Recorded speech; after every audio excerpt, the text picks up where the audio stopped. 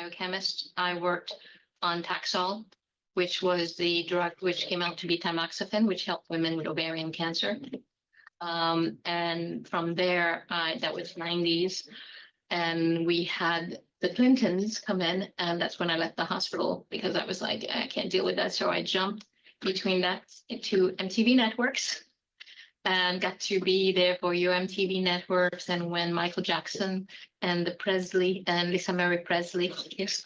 So, and then I ended up in finance. And what I did was really go around Fortune 10, Fortune 100 companies and help them implement treasury workstations. That was with Chase Manhattan Bank. And the idea was, how can you move money? But at the end of the day, it wasn't the treasurer moving money. It was the staff meeting. So you had to teach them how to use a system to get into it, to get money through. And that led me eventually to doing my last big one was an SAP bank at at RBS, where I did an implementation 15 years ago of 80 million pounds for SAP core banking in finance. So this is where I'm coming from, really wasting money to make things happen. So from an overview, this is really digital framework to enhance transparency. So I'll put my hand up. I'm a blockchain person. However, what I've learned in the last few years and reflection after the pandemic, don't talk about the technology, talk about the outcomes that you're looking to do. And no one cares about the technology. No one wants to pay for the technology. No one cares about the technology, but that doesn't mean that it doesn't have value. And it's very funny. When I go back about 6 years ago, I was talking about being able to tell the farmers what they were doing versus their neighbors and how that could be beneficial to them. Well, we now call it Gen AI. So there is a lot of information, and I think what we need to do is look at how we stop siloing things. Now, we all know about the challenges that they face. And one of the things that I'd like to have us look at is really, how do we not look just at one group, but look at the groups which are supporting them? Because I think we focus on, it's kind of like we focus on the poor person, we focus on the downtrodden, but we don't look at the change management or the de-risking that needs to happen to empower them. So what we have to realize, someone said it very well this afternoon, I can't capture all the names, I'm not very good with that, is we need to get them to be recognized for their contribution, because at the end of the day, they are the guardian of the soil. It's not that and everybody knows, if I got something working for me, I don't want to make it worse. I want it to continue giving. So how do we empower them to do so? Oh, they're already doing it. So then how do we actually reward them? And what I think we forget, and this is why sometimes it's a mistake to put this image, is we imagine that the smallholder farmer is in Africa or in Latin America, in Asia. 80% of the producers in the US are considered to be smallholder farmers. Just that they got 1 to 5 acres and they can't make ends meet the same way the farmer in Africa is not. So we really need to change the way we look at things and see how we can empower. And one of the biggest, and this was why I really recommend listening to the World Bank, 30%. So it don't matter how you travel. At the end of the day, it's only 9% for travel globally. Food used to be 25, now it's 30. So non-food emission, the other biggest culprit is building at 40%. So we just went 5% by my estimation in the wrong direction. And now when we look at it, 45%, almost 50% of this is at the farm gate. And it's various things. It's waste, it's access to market, it's overproduction. And so if we can, and the land, we also write about land use. So what we have to do is really change the way we look at this and also be able to document this information back. Now, we heard a lot today about AI, and I believe somebody talked about that it was very top down. The incentivization for the top down is there. We also many times talk about, oh, internet access or smartphone. The only way we're going to change this is if we actually stop making assumptions and looking at what they're doing, how can we support them, and then come up with the solutions with them. And this is what I'm working on.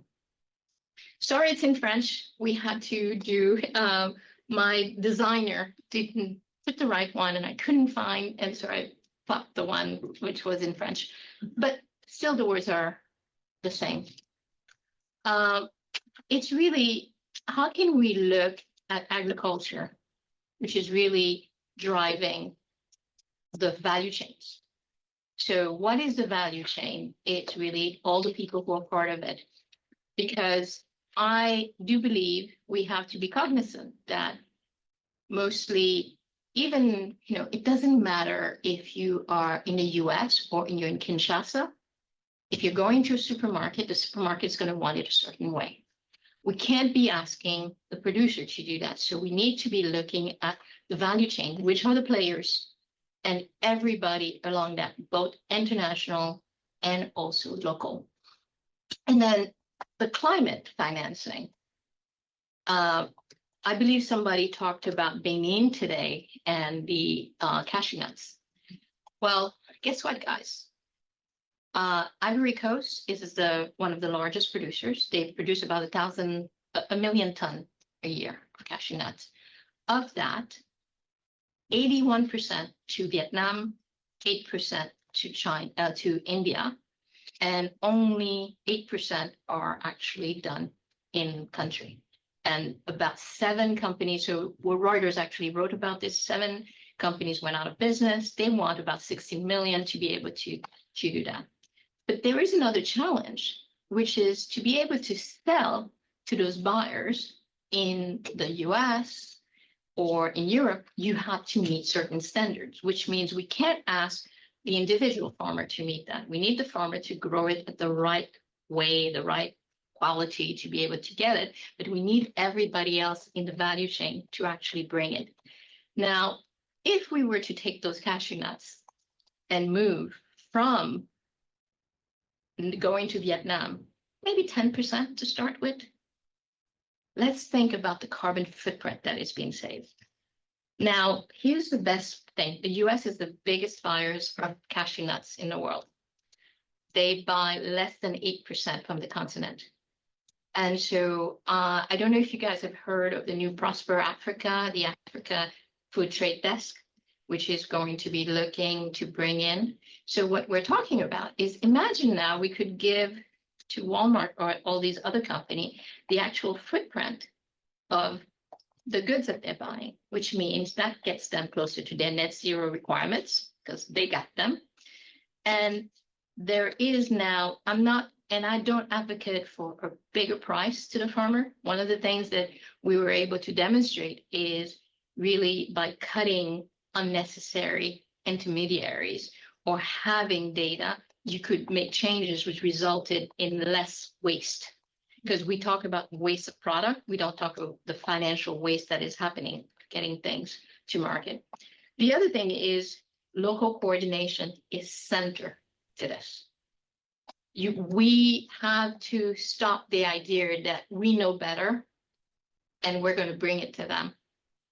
We are going to bring them an option. So when we talk about technology, it's not one technology. One technology, they're not going to have a choice. We have to have a ledger.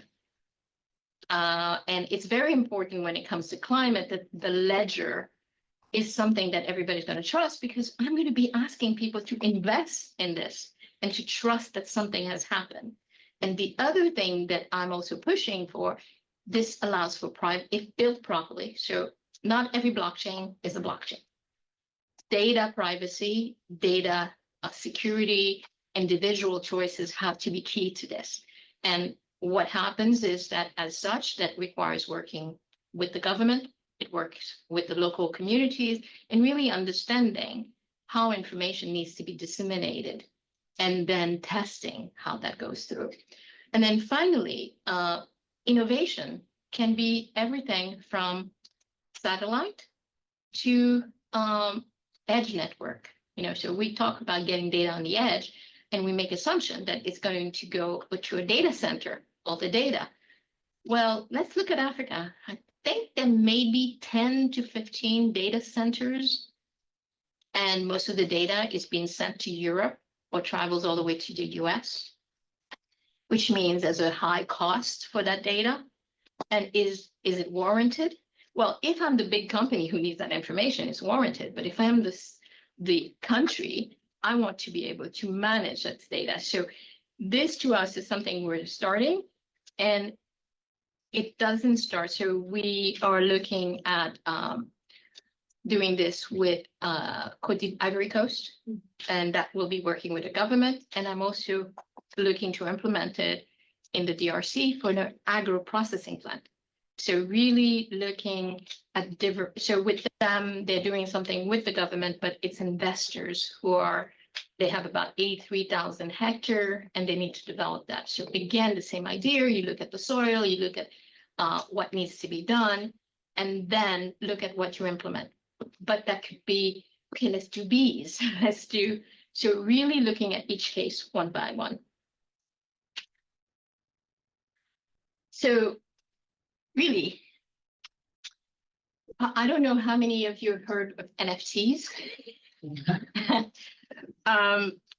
The beauty about NFTs is really a digital certificate, which has information about everyone who has touched it, which means you can trace it back. And then I think the art, I love artists because they take the art of the impossible and make it possible. So because I participated, the rules can be that when this sells, I'm going to receive this. And because I'm part of the conversation, I can know until later what is happening. So really, this allows for knowing where something is in the space, and also what has happened. One of the misconceptions I think people are having around the carbon climate space is that it happens. Well, it's a commodity which gets sold years before. So it's a very onerous process of going to either gold standard, UNFCCC, or VERA, going the methodology. This is the methodology that I think, and this is why I think this should be. So you start writing paper and paper and paper. But as soon as you're done, you got 30 years from now that you can actually sell to somebody. The key is, how do you track that? And how do you verify that has happened? So I'm not advocating putting on chain and that's it. No, I'm writing it to the book, and then now we start looking at it, which then means opportunities for insurance. Because you need to we make an assumption. Oh, it's going to happen. They're going to do the soil. What happens if there's a flood or there's a fire or there is a problem and they can't do it anymore? So what happens to that commodity? Well, that's when insurance comes in. And this is why it's very important then to also work with financial institutions, IGOs, and governments. To then be able to understand what are the implications and really start looking at that efficacy. Unfortunately, the Uganda debacle, and if you guys are not aware of this, this was the snowflake, I want to call it snowflake, South Pole incident. South Pole, basically all those delta miles that we used to say, let me offset my footprint. A lot of it was not tracked properly. The communities did not receive the benefits, and they were not even verified. And they were billions of dollars. So that cost 3 CEOs to go down. South Poles, VERA. I think there was another one also who turned down, but it has been a total mess. And the biggest issue has been the carbon credits have gone to from $8 to below 8 cents. But that's for agroforestry. And I think it's important to look at a difference of, are we enabling less, less tree burning, less tree cutting, but also how are we supporting the soil health? How are we creating biodiversity? So those are the conversation I'm not hearing very well. And it's really around the aspect of adaptation. And I've heard adaptation talked about, but I don't feel it's being really applied. It's adaptation to my lands. We need to be able to go back with the lands. And this is where I think data becomes very important. We can go to one place and say, oh, this is how you're doing it, and then go to the next. And I should say, this does require partnership. So for me, this is very much tied to the SDGs.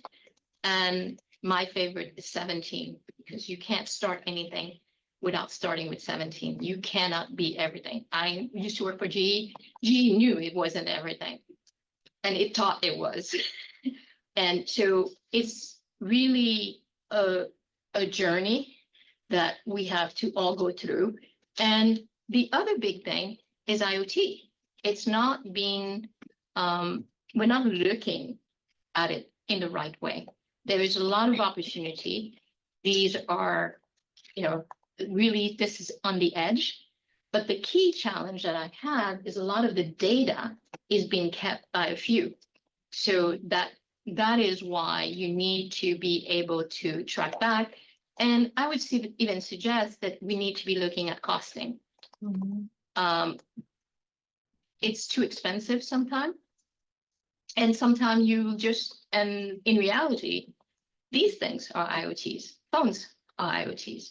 So how do we use what we have is going to be key, and which means it's really sitting and understanding what is the reality on the ground. So in terms of the policy, the biggest challenge is really also policy making. When I'm going to be telling you guys about the project I did, and I have to say, the biggest thing I was happy about is that by the time I walked in, most policies have already been put in place. And we have to start with government, and we need to remember that governments are individuals with their own personal fears. And so unless they feel settled as a group, they're empowered to make changes without fully understanding the implication. And with all technologies, there's always a good and a bad. But if you perceive the bad, then you stop the innovation from happening. And we are lucky. We live in a world where now there is so much at our hand that the opportunities are there. But I believe it was Josh who said, if he can explain it to his mother, or somebody else on your, I feel the same way. Yeah, you need to make it simple. And the only way you're going to make it simple is to be having those conversations with people and playing it back to them. So we need to look at innovation and sustainability beyond what's happening at COP, but how do we bring it down back to people? So what we heard today from someone was to say smallholder farmers have no access to this income. There has been several projects that have been done in the past around cook stove. I'd like to know which project has actually given back money to the individuals using it. They gave them a cook stove, they gave them the ability to buy the goods, and then all the carbon credits were used by the company. Mm-hmm. Another one which is coming up, which is very key in agriculture, is biochar. There have been some heads to roll because of buying the wrong biochar carbon credits. But you have two types of, you have the ability to do artisanal. And the benefits for it are not just the money that comes in from the biochar or the credit that are the offset, because what it does is actually takes out it's also less water. It's been proven to be less fertilizer need and better crops as a result.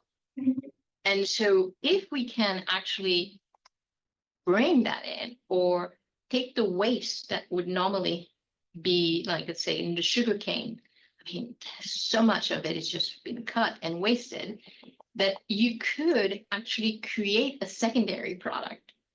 Now, obviously, the challenge is going to be how to make sure that the company who's actually doing it at the end is not keeping all the money to themselves. And this is where I come in with the policy makers, is making them aware.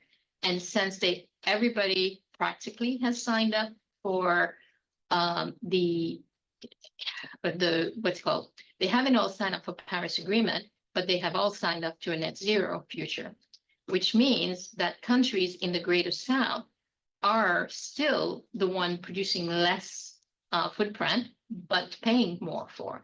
So the next thing in 2025, if you guys are not aware, is going to be the implementation of technology for the NDCs, which is a national directive. One great thing about this is the IFC and the World Bank have actually advocated through the CHIA network that blockchain is the right technology, because what you don't want is double counting. And to keep it simple is you don't want a country generating a carbon credit, using it against its carbon footprint, and then selling it out. And we have to also remember what happens is when I sell it today, that doesn't mean it's already in existence. It's you just bought the future. And when the future happens, you can use it. But it doesn't preclude you from actually selling it out. And this is what we're seeing.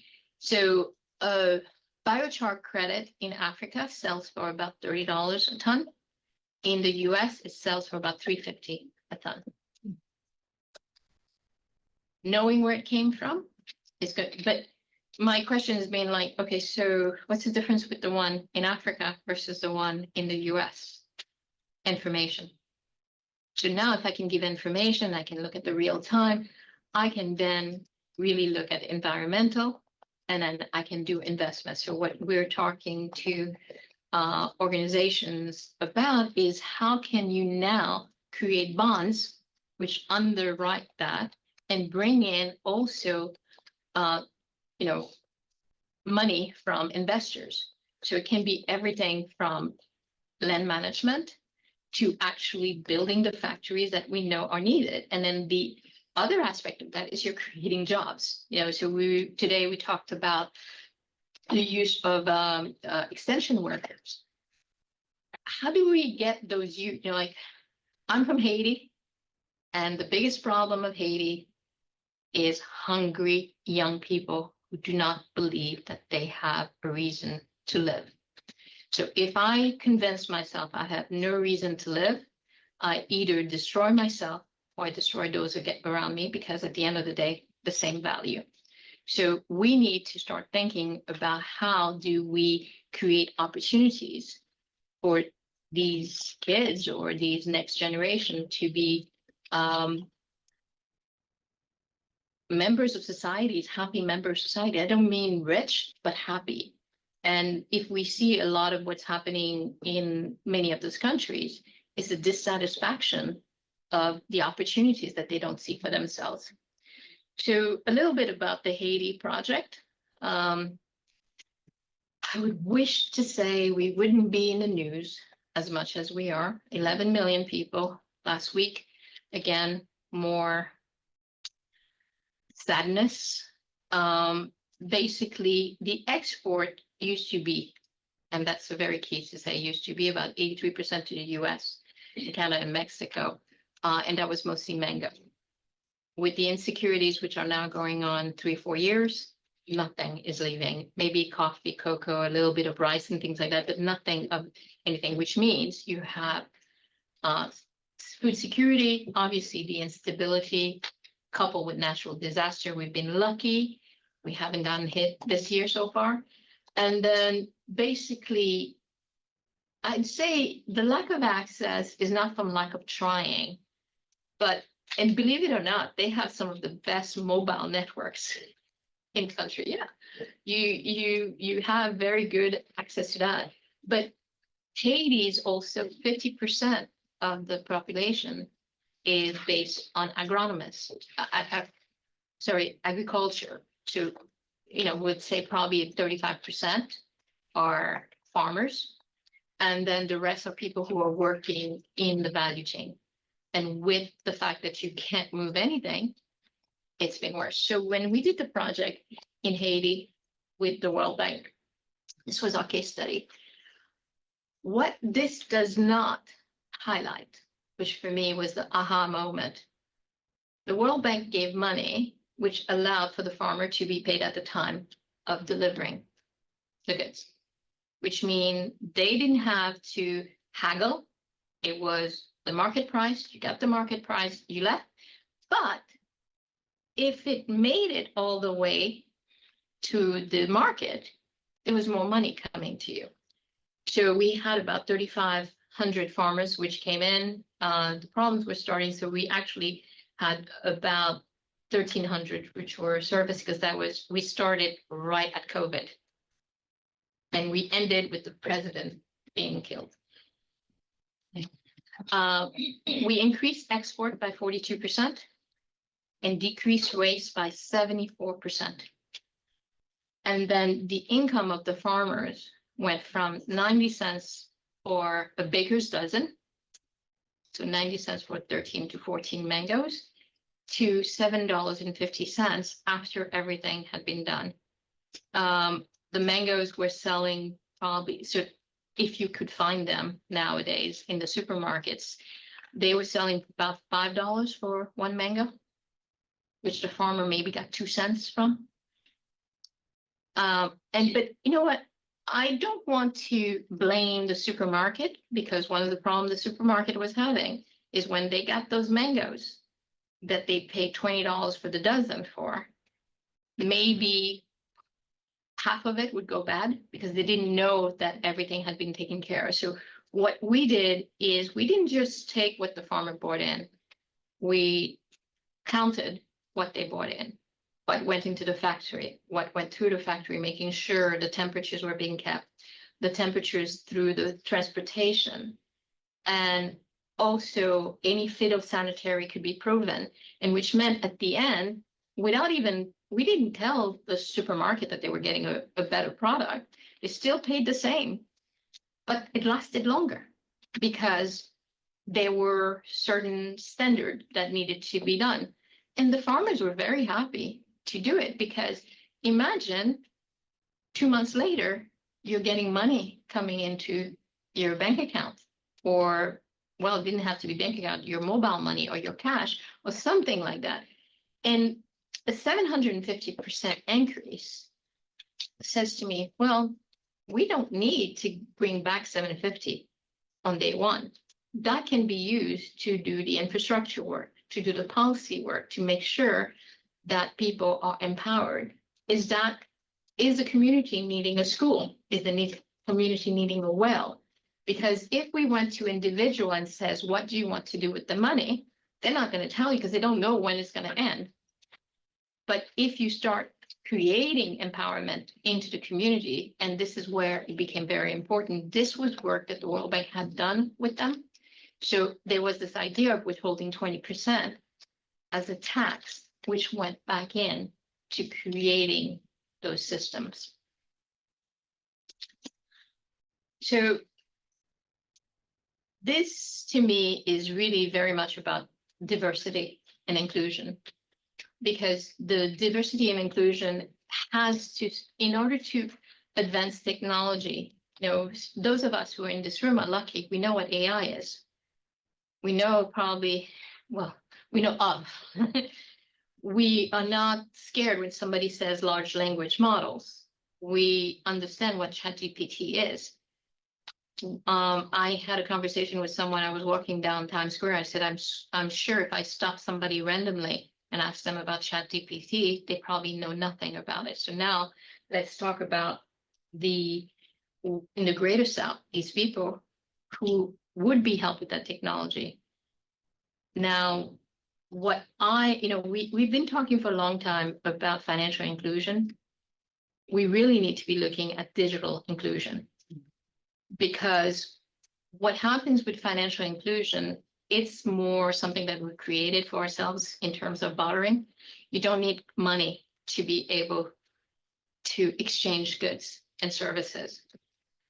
But if the information is going to make it more valuable, you being excluded is going to stop you.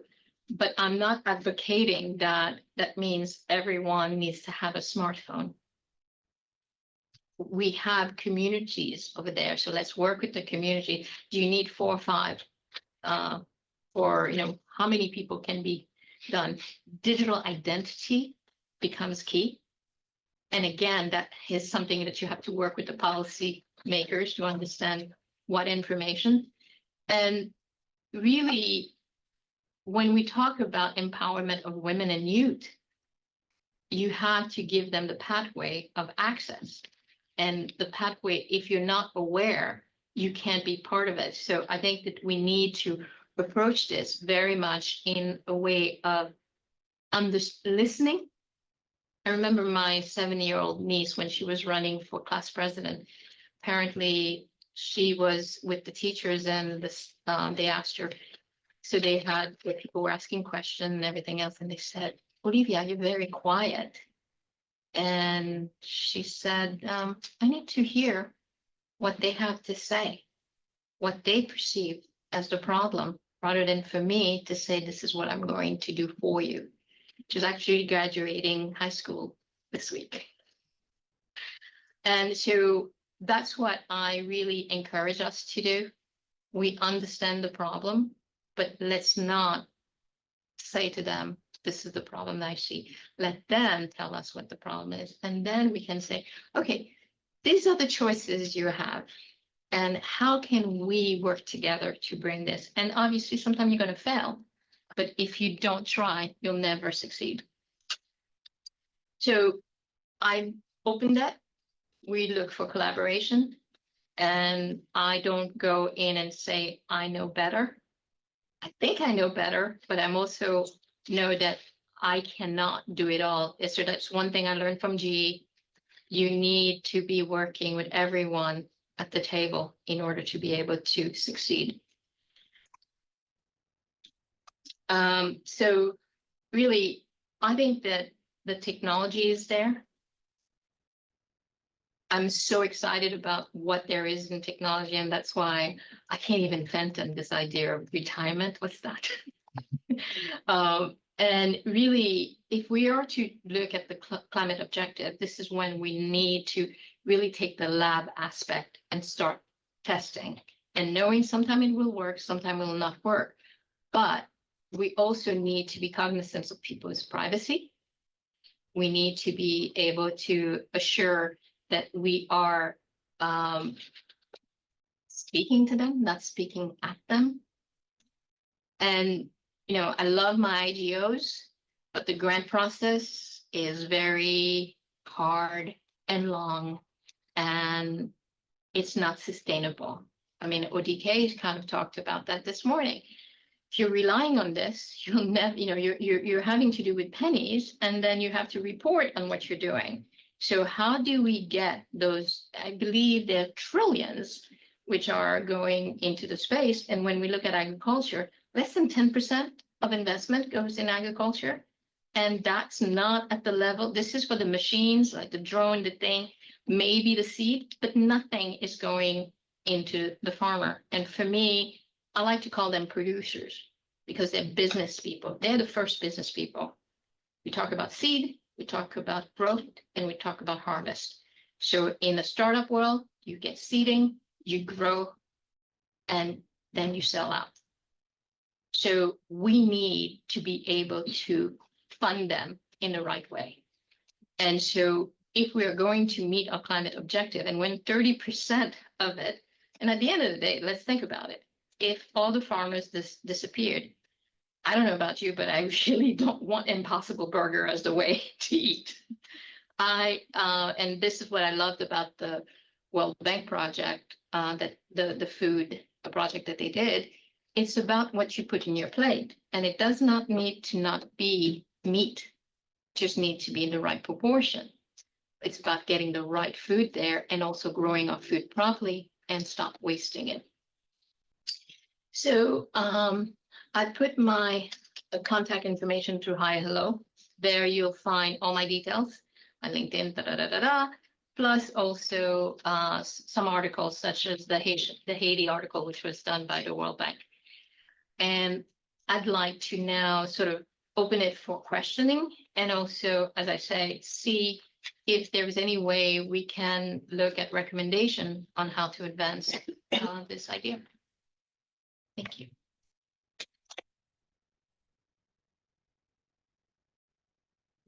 Thank you, Genevieve. It seems that your niece learned a lot from you. Maybe we can start with an online question. Yes. This is from Dr. Ibrahim Ahmad from Pakistan. What will be the information dissemination channel to farmers? That's his question. I think that this is really where I say it's important to talk to them. We make this assumption that the dissemination is going to be internet or different. There are a lot of solutions out there which are looking at empowerment through education. So we need to educate them. And the way we did a project in Tanzania, and the idea was to use retired teachers who had access to, had literacy, which had access to more information. And I like to sort of think about the phone. When we first started with the phone availability, there was one house in the neighborhood who had the phone. So if you wanted to talk on the phone, you had to go tell somebody to call you at a certain time, but the lady of the house heard all your conversation. So that was the cost. So I think as people make more money, they will have the ability to then figure out how their communications are. But the best practices are actually known by the farmers, not by us. So let's let them tell us, and then we bring it back to them in the form that they want. Any questions here? Yeah, question. Thank you for your presentation. So I'm novice, I told you earlier, I'm novice to carbon trading and all that. Regarding the Haiti project, when you mentioned there's the 20% held back, how was that, how was that socialized with the farmers? And also, to what extent are they aware that they're about about carbon markets in general? So Haiti didn't have any carbon. Okay. It was straight on the cost of the mango. Before they got the 2% and never came back. So I decided 2 years ago, I went to Sharm el-Sheikh and I wanted to learn about, was better than Dubai. I wanted to learn the language, and it's agriculture is very small. So last year you started a lot of conversation at COP, because when something is 30% of what you're trying to environmentally deal with, it becomes the focus. But what I also realize is, having worked in corporate, if it comes from here, they're just going to swoop it. And at the end, we also run a risk. So if you look, some countries such as Ecuador does not have a policy yet on carbon credits. Ghana has probably one of the best looking at how to do the NDCs, and others is a free-for-all. So there is a small, some African small country, which found out that they were the case study for cook stove. And there were millions of dollars which were made, and they got zero. So obviously you're going to bring an income to those countries. And I'm kind of going, let's hold on, because in the same way as with chocolate, if you don't have cocoa farmers, you're not going to have chocolate. Let's look at that in the same way for carbon or climate. If you're looking at the soil, what is the soil? We need to bring the soil back to a certain level. So if you're bringing it back, or you have it at a certain level, how do you create value out of this? There is something called the Paris Agreement, 6.4, 6.8, which basically said, if I'm a company, it used to be you had to have work or business in that country to be able to avail yourself of carbon credit, which were done in that country. Now with the Paris Agreement, you can actually buy those carbon credit without having, and that you can use against your net zero. It's almost like a free for all. Microsoft about a couple months ago, bought $35 million worth of biochar at $35 a piece, $35 a piece, because they are offsetting their creation of the software or everything else. So this is what they need to do, and they're going to use it in a few years. So this is big business going on, and the banks in the middle, KPMG, all of those are really moving around. I have this view that how can we stop the pillage before it happens? So we've seen where resources, be it food commodity, like what we're using in DRC, I mean, all the mining gets taken from the earth and then is sold for hundreds, and you're not able to relate that back. Now, this commodity is special in a way in that you have to track and trace it. And because of the high value, you can then move it back down to the food. That's the way I'm looking at it. So mangoes was great because the Haitian mangoes were very valuable. So there was an ability to do that. But there's no reason why we shouldn't be doing the same with honey. We should be doing it with wheat, all those things, corn. So how do you bring that in is to bring in something which is highly valuable, and then you bring it back down. And, this is something which is much easier to track from the farmer. And this is how you're balancing it. So there, I would suggest, even if you start today, you'll get there fast because everybody is in the same boat. Everybody's learning at the same time. And then when you layer in technology and all those things, because the way that the money is still sitting for the most part in the greater north, and they want information. And as I mentioned, there have been some big heads to roll from buying the wrong carbon credits or purporting to have created. So South Pole, I mean, that was billions of dollars, and they messed up with what's called Delta, and also Emirates were some of their big clients. So the financial cost is huge. But how do we stop the financial cost to be at the top and we start a bottom up? And I think it needs to be both. To awareness here, give them what they need, and then push for up what is required. We have all the knowledge. It's now about how do we put it in practice. Yes. Fabulous presentation. I love this. I'm kind of an ecologist who's been in ag for about a decade, but the last couple of years I've been watching investments in the carbon market and what I'm calling nature assets, because it's carbon, but it's also ecosystem services are now starting to roll. And what I've noticed, what's pushed it, and again, I come at this as a scientist, is the financial world. The investors finally saying, okay, look, if we're getting serious about the NDCs, and governments and private sectors have to report on their footprints and Series A, B, C, and all that. Here's what we need. We need numbers, we need verification, we need this and that. So I want to hear a little bit more about how you guys are doing that with your verification and your numbers. But I also, there's the second part of my question is getting it down with carbon markets. I know that there's groups of smallholder farmers, but getting them to be an entity that can receive the funds. So not many individual farmers are going to be able to do that, but are you working mostly with co-ops, with growers? Is this where we're going? That's we're going to quantify the value of this and get it back into the price? Or can you speak to that? Yeah. So as I said to you, my aha moment was, okay, the World Bank funded this. If they hadn't put the money in the bank to do the flow, it would not have worked. Well, you can't get, and even then they were putting very small money. So if you want to do things at scale, you need to have more money in there. And ideally, as you say, it's working group, but we have to remember the smallholder farmers are usually in a community. As the guy from, I think, radio spoke about, that they were selling onions, and they're all selling onions.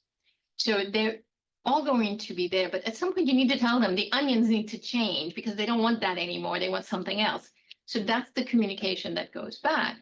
So this is very new, but it's also where I think there's a fundamental difference is that we're trying to take it to them to help in building rather and to the country. So when we're talking, we're saying this is the innovation is not in the technology. It's in the approach framework to be able to use the technology.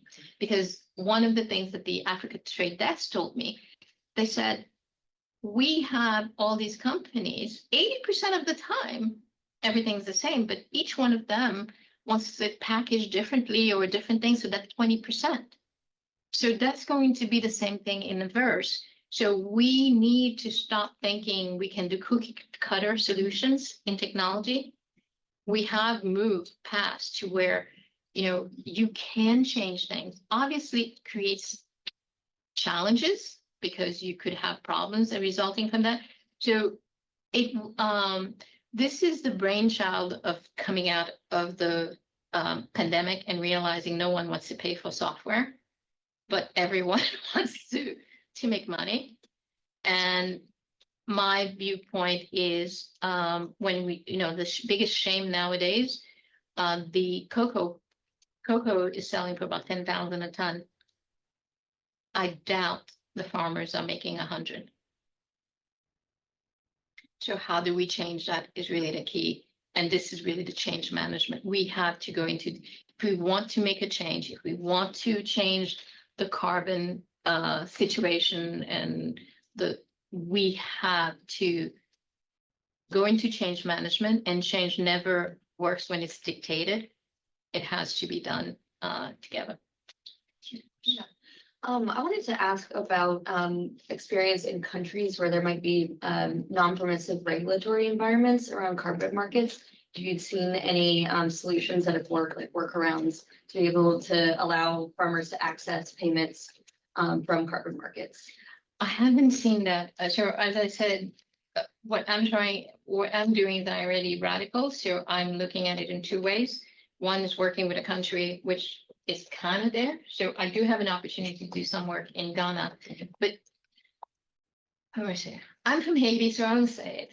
The problem is usually you have people in power who also want to fill their coffers. So you have to be able to do that while you're also letting what they consider uneducated to come in. However, because from a government standpoint, they're going to suffer if they don't get with the program, because they may not have liked it, but their countries have signed. I don't believe there's anybody who hasn't signed to the net zero thing. They are going to try and behave. So this is really the negotiation parts.